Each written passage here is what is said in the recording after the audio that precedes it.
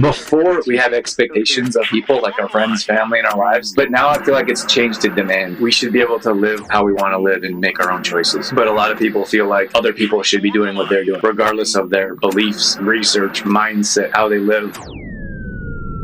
Welcome to Exploring Mind and Body with Drew Tadia. Drew is an expert in nutrition, fitness, lifestyle, and more. And he wants to help you live a healthier, longer, and more active life. Now here's your host, Drew Tadia. Welcome to another edition of nationally syndicated Exploring Mind and Body. Thank you so much for being here. Thank you for tuning in, for being a part of our True Form Life community. We're coming at you with a brand new show. We appreciate whether you're listening on terrestrial radio across the country or as a podcast around the world. We certainly wouldn't be here without you. So stick around. We got all that coming up. This is Exploring Mind and Body. Naturally improve your lifestyle one show at a time with your host, Drew Tadia.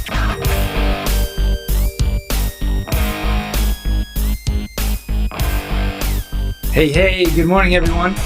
As most of you probably know or have guessed, that we often talk about the things that we're going through in life. So that's why, or a lot of times when we're doing something with the fitness family, if we get a lot of questions in about something in particular, that means a lot of people are going through whatever issue it is. So I thought, why not talk about listening to your body? It's an important subject, and I feel like more of us can listen to our body. So that's what we're going to talk about today. So we are putting together True Form gear, True Form clothing, True Form branded clothing. Some of you saw my True Form hat. We're going to do shirts and t-shirts and hoodies. And right now we're not selling them for profit. It's just at cost. So whatever it costs us, we are I don't know how you say selling. We're collecting the money and then we're getting True Form clothing. Very excited about that. We've been trying to do this for years.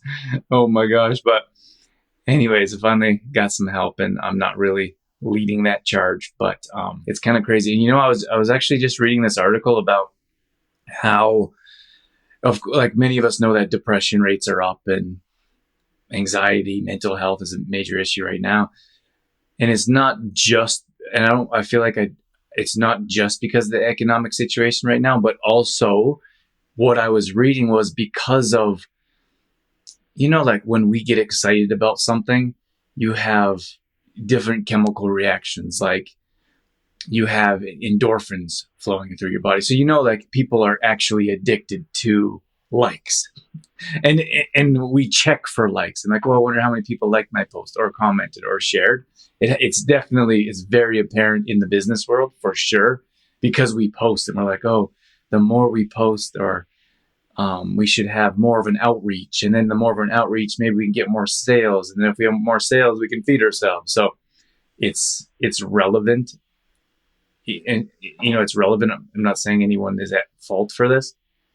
And I think it's not just business. When we post, we want to see reactions, but we actually get obsessive over we get obsessive over the feedback. When you put something up, people actually check, like, oh, I wonder how many comments, and I've actually witnessed this. I wonder how many but that's like a chemical reaction in our body. It's our brain. It's actually giving us that. It gives us a sense of belonging, almost like when we put something out to our community and people like and respond, I suppose, more than anything.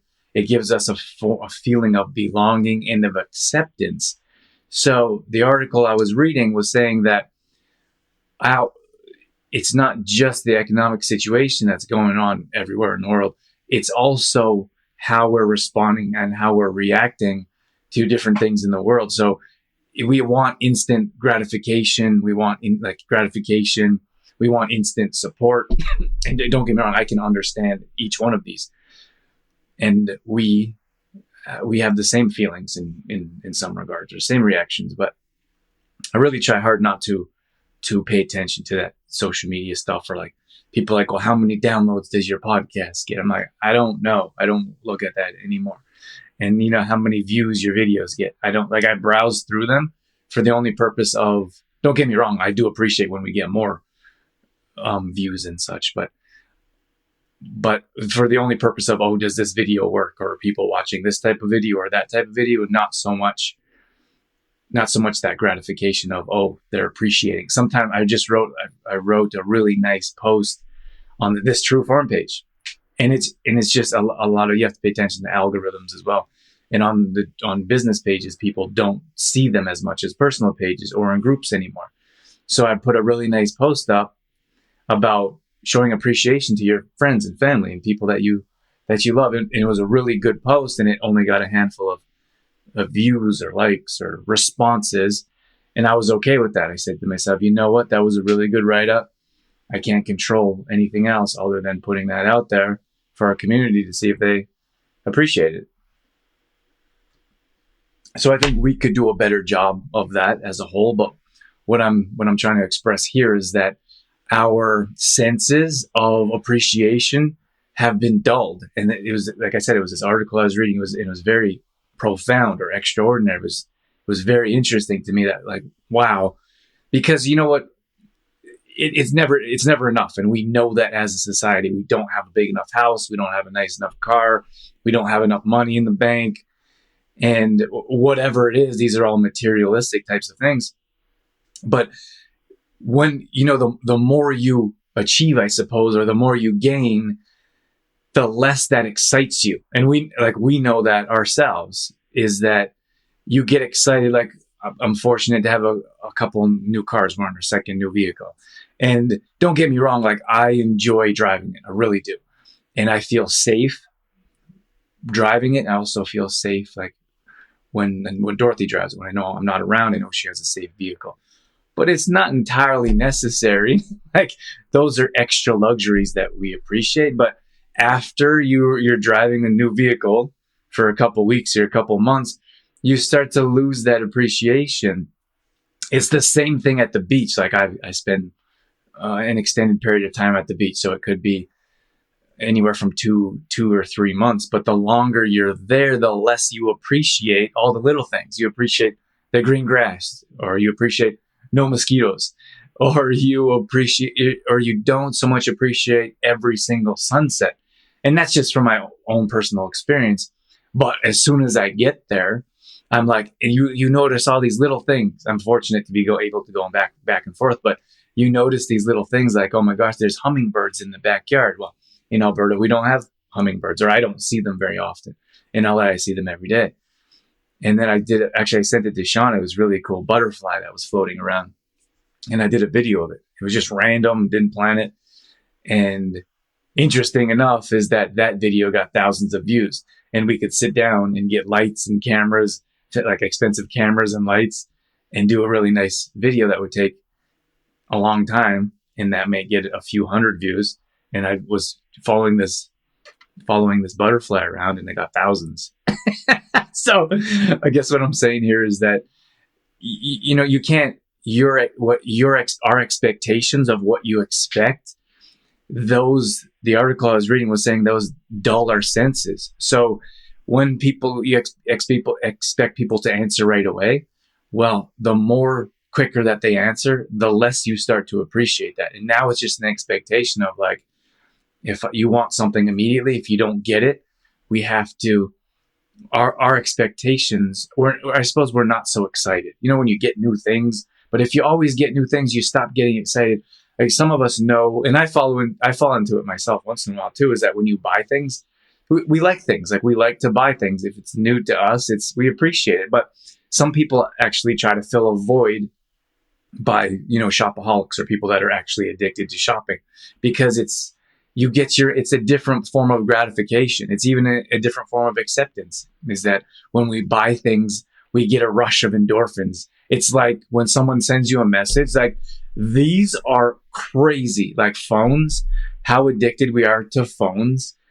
I don't know. Like, I hope that at some point in our life and at some point in society, we'll be able to take a step back and be like, wow, look at what phones have done to us. Like, this phone being on it's recording. Like, there's apps on this phone and all of our phones that record us. And we know what that's like, because when you talk about something, then like the products will start popping up in our news feeds. It's insane, right? When you're having a conversation with someone and your phone dings, you stop your conversation and you go to your phone. Like, it's insane to me. And don't get me wrong, I've been in the same boat myself and I'm very conscious of it. And I try to stay away from that. I'm just pulling myself up here. And I try to be conscious of that and stay away from it. But you see it at all ages now. Before, you saw it with not high school, but we saw it at the college level. And then it went to like kids. The more kids that had phones, the more addicted they are to it. And now it's like of all ages, our grandparents. Like, I have conversations with some family members, and you'll be talking to them, the phone dings and they'll stop and they'll go over to the phone. It's like we're programmed robots. It's absolutely madness. It really is. But we don't see that. Like, we don't see that from the outside of how addicted we are. But what I'm saying here is it's that gratification. It's that belonging. Like, oh, someone wants to talk to me, or someone wants my attention, or you get a message and all my notifications are off on my phone. But if you get a notification, you're like, oh my God, like, we are looking for that acceptance and that appreciation. And I really feel like it's like a chemical in our brain that's like your endorphins. But what I'm saying is that the more that happens, the less reactive we are. So our senses actually become dull and we stop getting excited. And then the little things in life, like those hummingbirds and that green grass, they stop being exciting and interesting. And we don't stop and smell flowers, literally. And we don't do those little things that make us exciting. And we need bigger things. Like, I got to get a bigger house. And, I had a conversation with someone recently, and they felt they needed a big house. And you might be in here that we've been talking to that we've had this conversation. But I thought, well, why do you need that big house? You may be able to get by or enjoy a small house, and you don't need that. But it's just what we think. It's just normal and natural to be like, maybe we need a bit more in our lives. But then we relate that more to happiness, and it doesn't happen like that. More doesn't equal happiness. You know what I thought was interesting is that most of us know who Elon Musk is. He's the guy who he put electronic technology into vehicles. Like, if you actually think about how crazy that sounds, 50 years ago, I don't know how long Tesla's been around for, but you think about that 100 years ago, for sure, and people would never. It seems to be harder to get excited. So our moods are continually being pressed down because we're always looking for like bigger and larger, and we got to get those endorphins flowing. And it seems like less and less are getting us excited. So we have to appreciate the little things, and we have to understand larger or more doesn't mean more happiness. What I wanted to mention was that Elon Musk, billionaire, he's selling all his homes because he's got homes all over the world. And he's like, don't really use them. Not all that interesting. I don't get enough out of them. Someone else could appreciate them. And he's like, and most of my time is being spent trying to get people to Mars. That's what he said. Like, crazy guy, obviously. Yeah, not crazy, but like incredibly, like someone like that. He said he was thinking about building his own house, like, like something from a movie, something from a sci-fi movie, which he could do. But he said, I thought it was more important to society to try to get people to Mars, more than spending years on this most amazing house that he's probably not going to spend a whole lot of time in anyways. But the thing is, for us, we're like, we have to have a big house. We have to have more things. And then you have someone who's a billionaire that knows what it's like to have all these things, like all these possessions. And he's like, meh. He's selling all his houses and he's renting. He's like, I'm just going to go rent wherever I want. If I want to move there for a month, if I want to move there for a couple of years, I'll rent. And then when I'm done, I don't have a bunch of stuff I need to sell or move. Like, it makes so much sense. But to us, regular people that aren't trying to get people on the moon or on Mars, we're like, we need to have more. More is going to make me happier, but it's not going to make us happier. So one of the things I want to talk about with taking care of your body is our stress levels. But most of us know, and I hear all types of people being like, oh, I took a break from social media. I'm not being on social media right now. Like, there's so much, everyone has different perspectives, different ideas. But It's so interesting to me that, so there's two things. When I feel like everyone should be able to share their perspective and share your opinion. It's called freedom of speech. It's a bit bizarre to me right now that there's been some talk about that being suppressed or not having that ability at all anymore. Again, it's a political angle that I don't really want to discuss right now. But I feel like we should all be able to share our opinions. The thing is, so given that we can, at least right now, share our opinions, there's two things that are things that I want to bring up. A bit mind-boggling to me is that I feel like if you share your opinion and someone doesn't agree with it, that person feels like they have to engage in a post. Like it's almost like morally, I have to share my opinion that goes against their opinion. So that's a bit bizarre to me, is that because of my second point. And my second point is that, and stay with me here, and I'll circle back around why this is detrimental to our health and listening to our body, is that, so if we can share our opinion, which we can now, and you disagree with your post, with someone else's perspective, you don't have to engage. And we see that so much right now, and it's really difficult to not get involved in it and be like, oh my gosh.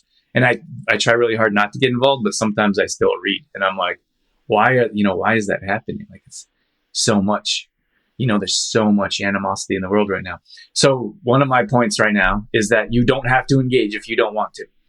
And then the other side is that if someone engages and you don't want their opinion, they can be blocked or restricted or removed. Right? It's crazy to me to think that people think they have to engage, and let's say they do, because they do. But then you can not reply or respond back. You can block, restrict, or remove them from it's your page. You do what you want with it. And you can say, I feel like you can say what you want, do what you want, regardless of how crazy anyone thinks your opinion is. So, but what I'm saying here is that so many people right now are dealing with, I actually did a really good interview the other day. He was a doctor. He's a researcher, and he said that our stress levels go up the more time we spend on social media. This is a bit ironic right now because I'm on social media, but I'm trying to improve your health, and I'm trying to improve your mental health right now and help you understand. So the more time we spend on social media, the more our stress level raises. But that is magnified right now because of so many controversial topics. So a couple things that I would recommend is that not engaging, if that's something you disagree with. You don't have to engage. That's only going to raise your stress levels. And I'm not saying don't share your opinion and don't exercise your right for freedom of speech. All I'm saying is that you don't have to engage, and probably shouldn't in most cases, because that's going to increase your stress level. And then if people are bombarding your pages, you can remove them from your pages. It's quite easy. So there's a couple things that I want to share that will help reduce your stress levels, especially when it comes to mental health. When it seems like our expectations continue to increase. Like we want more. And if it comes quickly, then next time we want it faster. And when it's the same thing, like if I'm having a business, like business emails, for example, and someone messages me, and I feel like everyone's on the same level here, but maybe not. But if someone messages me right away, then I expect them to message right away. Do you know what I mean? It's the same thing with text messages. When you send a text message, most people expect you to answer right away. And I just feel like that no longer becomes appreciative. It becomes an expectation. And then when your expectations increase, and let's just say in this case, someone gets busy and they don't answer you right away, your expectations are up here. Our expectations aren't met. Then there's disappointment. And then when disappointment comes, we get unsatisfied, and then we get angry, and then you see people leaving negative reviews. But what's interesting is that, like, at least at a business perspective, you could do everything you can to meet deadlines. Like, always meet deadlines. Meet deadline. Let's say it's a year you meet your deadlines, and one time you slip up, or one time you get too busy and you miss the deadline, then that customer is like instantly infuriated, angry, upset, you may lose a customer from that one time, even though you've done such a good job for a long time. And that's not just on my perspective. We had this conversation with a restaurant business owner just the other day. And it was like, they, do the best they can to, even with, well, let's not get into that, but they do the best they can with everything that's going on. And they're able to serve and quality food and on time. And then one time the customer doesn't get what they want. Then they go and complain to the owner, or they go on social media and they vent. So all I'm saying is that there's very small room for error. There's a small margin of error because of our expectations are so high. That's all I'm saying with that. You should be able to post what you want.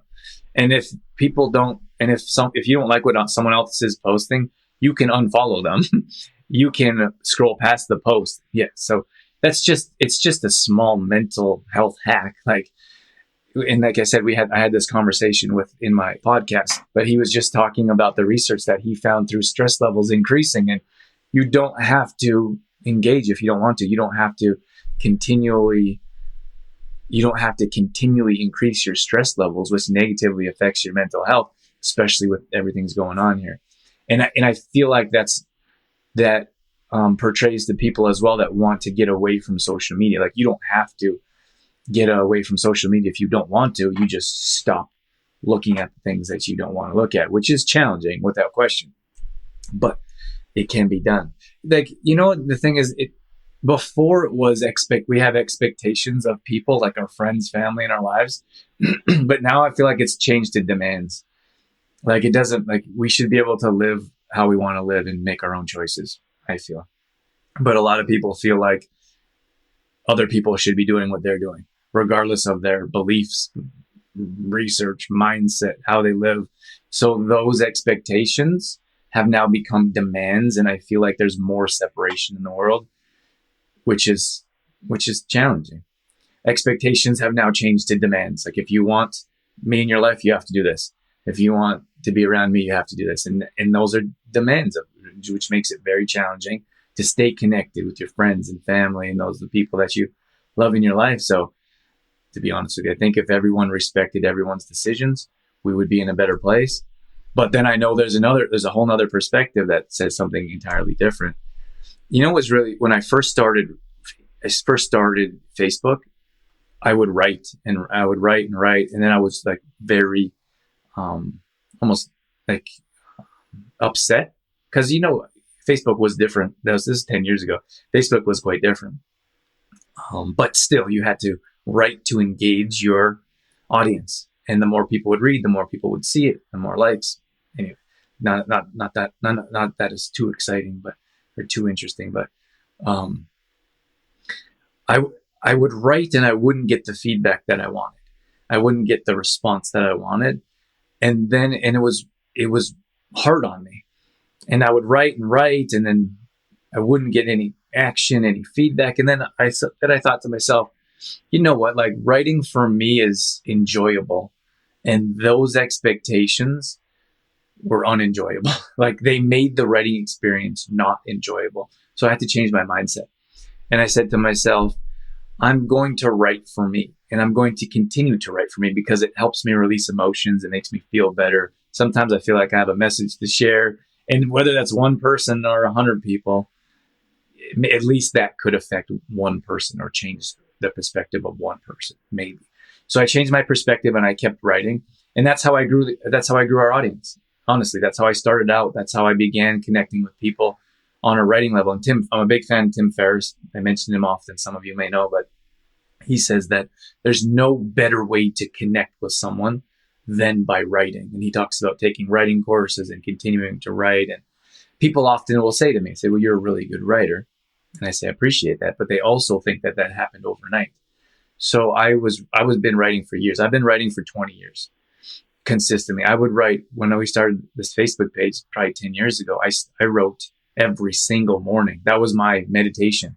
I would sit and I would write for about 30 minutes. And sometimes I would release it and sometimes I would keep it for myself. And I still have all those writings. I have a book saved on a file that I'm considering releasing in the future, but tons and tons of stuff on just my thoughts. And that's my perspective. But of course, we talk about today, like in today's day and age, like you really can't say anything. You can't even share your own perspective without being attacked. So sharing more is, sharing more is not on the top of people's minds, at least mine anyway. Like I can think of 100 things I'd rather do than sit and listen to someone not agree with what I have to say. But just to share that with you and how I started was just to write with no expectations and share. And that's how we grew our Facebook page. And one of the reasons I don't want to let go of this page because I put so much time and effort over the years. And even though now our engagement is so minimal compared to even a couple years ago, I still want to release that content. I want to put it out there. And I figure that maybe in a couple of years that changes, or maybe we get a message or two like Darlene. Thank you so much, Darlene. I know what we've been connecting on social media for years now, but it really means a lot to hear that, even a couple people appreciate those words that are shared. And that's my artwork. That's my art. That's how I share. And I know Darlene does some really cool paintings too. And that's how her artwork. And Sean is an artist too. And we have different people that share at different levels. So I suppose this entire show was more about expectations. And I think if we could remove those expectations, I'm talking to myself here as well, removing those expectations of what you expect in return. One of the things that was a hard pill to swallow was that we like to send out thank you cards. We send out thank you cards quite often. And it's very few, it happens very rarely that we get a thank you card back, which is okay now. And it's even less when people says, "Hey, thank you for the thank you card," or a birthday. Like we send out birthday cards, thank you cards. And then I thought, and we've been doing that for years now. And then I thought to myself, if you're going to do it with an expectation, then don't do it. And if you're going to do it and it's the same thing when I was talking about writing on Facebook, is like, don't let that ruin your experience. If you want to write, you write. And if you want to, it's like we have a couple artists that I just mentioned. If you want to do your paintings for yourself and people buy it, great, have no expectations. That will set you up for more success. So when you have, I lost my train of thought, but when you have less expectations, it would, like with the thank you cards, I got my thought back. So we changed our mindset of we give away those thank you cards. We send out birthday cards when we can, without expectations, because if you're going to do something and it's going to make you sad or disappointed, then why are you doing it, right? You do that something for other people to make them feel better, and you don't need anything in response. So now, different mindset. I can write on social media with no expectations. I can send out thank you cards, little gifts, birthday cards, and I don't expect anything in return. And when we do, it's more of a nice surprise. Like, oh my gosh, what a wonderful surprise this is, instead of being like, oh, haven't heard back from those people. All right, everyone, have a wonderful day. Thank you for joining, and we will catch up with you soon. Take care for now. True Form Life. All right, that's going to wrap things up for this edition of Exploring Mind and Body. Once again, thank you so much for being here. Thank you for tuning in and being a part of our True Form Life community. You can always find us on Facebook.com/TrueFormLife. We post up there a couple times a day on our story. We're always trying to bring you more content around living a healthy lifestyle, whether that be nutrition, fitness, lifestyle, and more. We also have free challenges that we do at least once a month. So if you follow us along there, you'll be able to join maybe a plank challenge or a squat challenge, Tabata challenge, whatever it may be. We'd love to have you join us. We're also on Instagram.com/DrewTadia. Again, we're posting up there a couple times a day along with our story, all dedicated to keeping you fit and healthy and on track. Our main website is trueformlife.com. If you want to check out some of our products, some of our services, or if you just want some great content from videos to blog posts and recipes and more, we got all that at trueformlife.com. Once again, thank you so much for being here. That's it. That's all I got. I'm out of here. As always, I'm your host, Drew Tadia, in health and fitness for a better world. Thanks for listening. You've been listening to Exploring Mind and Body with Trueform Life's Drew Tadia, fitness expert. To find out more about the show, Drew Tadia, or to listen to past shows, visit exploringmindandbody.com.